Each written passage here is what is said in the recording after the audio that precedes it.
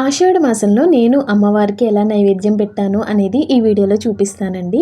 నేనైతే ఫస్ట్ గోడ మీద అమ్మవారికి పసుపు కుంకుమలతో అయితే ఇలా అలంకరించుకున్నాను. తర్వాత అయితే దీపారాధన చేసి తర్వాత పువ్వులు పెట్టాను.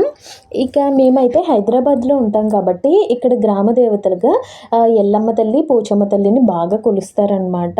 అందుకని నేను ఇలా నైవేద్యం పెట్టుకున్నాను ఇంట్లోనే.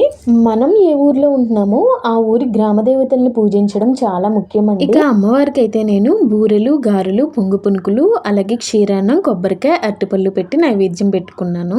ఇంకొంతమంది అయితే ముద్దపప్పు, తెలగపిండి, అలాగే చారు కూడా వేస్తారనమాట. ఇంకొంతమంది కోడిని కూడా నైవేద్యం పెడతారు. ఇంకా అమ్మవారికి అయితే ధూపం అంటే చాలా ఇష్టం కదా, ధూపం వేసి అలాగే హారతి కూడా ఇచ్చేసానమాట. మనం నైవేద్యం ఎలా పెట్టినా భక్తి శ్రద్ధలతో చేస్తే అమ్మవారు తప్పకుండా స్వీకరిస్తుందని నా నమ్మకం.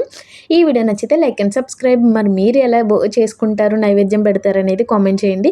ఈ వీడియో నచ్చితే సబ్స్క్రైబ్ చేయండి. Thanks for watching. బాయ్.